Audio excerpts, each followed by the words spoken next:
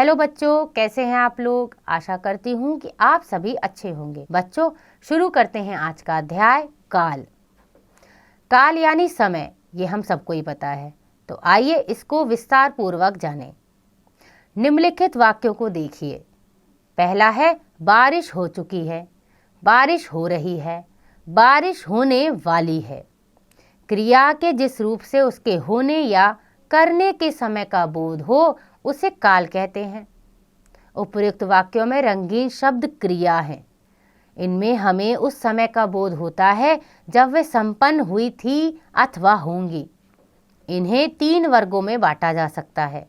हो चुकी से बीते हुए समय का बोध होता है, हो रही है से चल रहे समय का बोध होता है, होने वाली है से आने वाले समय का बोध होता है। समय का अर्थ होता है काल। यही काल चक्र बताता है कि कार्य पूर्ण हो चुका है, अपूर्ण है अथवा आरंभ होगा। क्रिया के जिस रूप से उसके होने या करने के समय का बोध हो उसे काल कहते हैं। यानी कि बच्चों, क्रिया यानी जो काम हो रहा है वो कब हो चुका था, कब हो रहा है या कब होगा। अगर हमें इस समय का पता चले, इसी को हम काल कहते हैं। काल के भेद।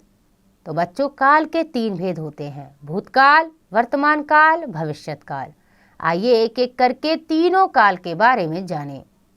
पहला है भूतकाल। क्रिया का वह रूप जिससे कार्य के पूर्ण होने का पता चले उसे भूतकाल कहते हैं।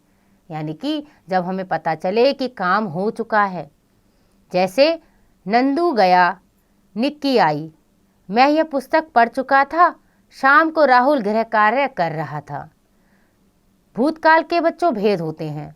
तो भूतकाल के 6 भेद होते हैं: सामान्य भूत, आसन भूत, पूर्ण भूत, अपूर्ण भूत, संदिग्ध भूत और हेतु मत भूत। पहला है सामान्य भूतकाल। जब क्रिया सामान्य रूप से भूतकाल में होती है तो उसे सामान्य भूत कहते हैं। सामान्य भूत में क्रिया के भूतकाल में होने का बोध होता है। इसमें क्रिया के पूर्ण होने का पता नहीं चलता। जैसे मीनू ने निबंध लिखा, छात्रों ने सर्कस देखा, माया ने सेब काटा, मोहित ने लघु कथा सुनी। तो बच्चों, यहाँ पर जो क्रिया है वो समाप्त तो हो चुकी है लेकिन पता नहीं कब पूर्ण हुई थी, तो इसे हम सामान्य भूत कहते हैं। आसन भूत है जब क्रिया अभी अभी पूरी हुई हो, उसे आसन भूतकाल की क्रिया कहते हैं। जैसे मीरा ने सितार बजाया है। शताब्दी एक्सप्रेस दिल्ली से चली है। प्रधानाचार्य ने पुरस्कार दिया है। अजय ने चित्र बनाया है। तो यहाँ पर कार्य जस्ट अभी खत्म ही हुआ है, इसलिए से हम कहेंगे आसन भूतकाल। पूर्ण भूत। जब क्रिया भूतकाल में बहुत समय पूर्व समाप्त हो चुकी हो उस क्रिया को पूर्ण भूत की क्रिया कहते हैं। जैसे वरुण बाजार में रहता था, उसने अंगूर खरीदे थे, प्राची ने खाना बनाया था, वैभव पुस्तक लाया था। तो जो कार्य बहुत पहले ही खत्म हो चुका है उसे हम पूर्ण भूतकाल कहेंगे।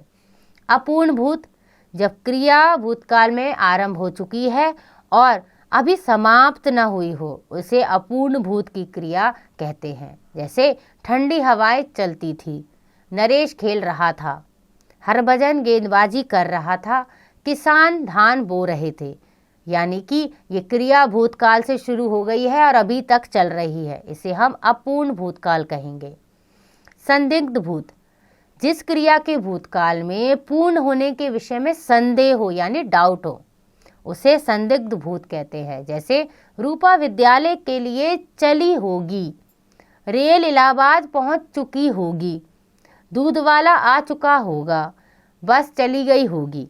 यानी कि जो क्रिया हो रही है भूतकाल में वो उस विषय पर संदेह हो रहा है कि वो हुआ भी होगा या नहीं, तो इसे हम संदिग्ध भूतकाल कहेंगे। और आखिरी भूतकाल है हेतुमत भूतकाल। जो क्रिया भूतकाल में हो सकती थी परंतु हो न सकी उसे हेतुमत भूत कहते हैं। जैसे यदि रचना समय पर पहुंचती तो परीक्षा दे देती, यदि पानी दिया होता तो पौधे न सूखते, यदि ध्यान दिया होता तो अंग्रेजी समझ में आ गई होती।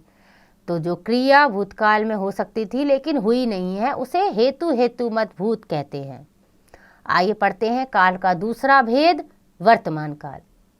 जो समय अभी चल रहा है वह वर्तमान कहलाता है। अतः जो क्रिया इस समय हो रही है उसे वर्तमान काल की क्रिया कहते हैं। जैसे नीरजा आइसक्रीम खा रही है, अध्यापक हिंदी पढ़ा रहे हैं, मोहित खेल रहा है, दुकानदार सामान बेच रहा है। वर्तमान काल के भेद।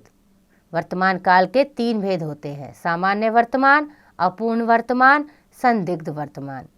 सामान्य वर्तमान काल होता है जिस क्रिया के वर्तमान काल में होने का सामान्य रूप से पता चले, उसे सामान्य वर्तमान कहते हैं। जैसे सोनिया गिरजाघर जाती है, वरुण और पवन खेलते हैं, प्रतिभा खाना खाती है, मजदूर मिट्टी खोदते हैं। सामान्य वर्तमान में क्रिया के साथ ती, ते, ता, हूं, हो, है लगता है। अगला है अपूर्ण वर्तमान। जिस क्रिया के वर्तमान काल में होते रहने का पता चले उसे अपूर्ण वर्तमान कहते हैं। जैसे विद्यालय में पढ़ाई हो रही है, श्याम नाश्ता कर रहा है, मंदिर में पूजा की जा रही है, छात्र क्रिकेट खेल रहे हैं, यानी कि वो कार्य वर्तमान में चल रहा है। इसे हम अपूर्ण वर्तमान काल कहेंगे। आगे है संदिग्ध वर्तमान, यानी जिस क्रिया के वर्तमान काल में होने पर संदेह हो, डाउट हो, उसे संदिग्ध वर्तमान कहते हैं। जैसे छात्र लिखते होंगे, पिताजी काम करते होंगे, सुनील भागता होगा, महिलाएं गीत गाती होंगी। तो वर्तमान काल में जो काम करने का डाउट है कि संदेह है, उसे हम संदिग्ध वर्तमान कहेंगे। और तीसरा काल है भविष्यत काल। भविष्यत काल का अर्थ आने वाला समय है।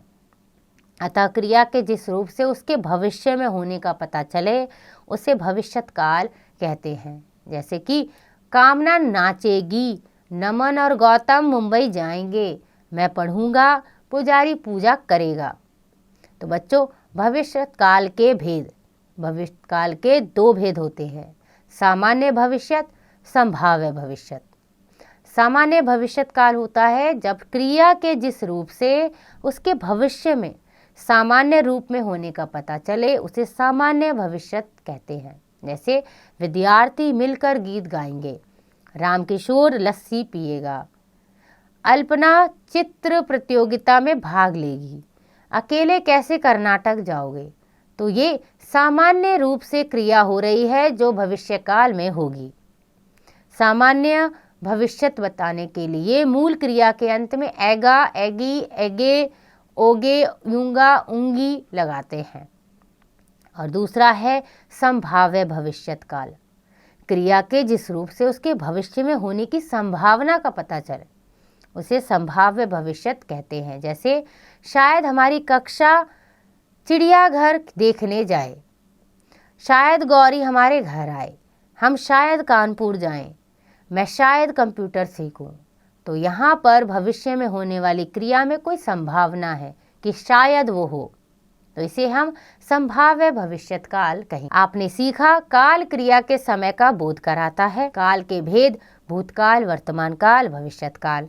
भूतकाल बीते हुए समय में कार्य होने का बोध कराता है। वर्तमान काल से क्रिया के चल रहे समय में होने का बोध होता है। भविष्यत काल आने वाले समय में कार्य होने का बोध कराता है। आशा करती हूँ कि आपको यह अध्याय समझ आ गया होगा।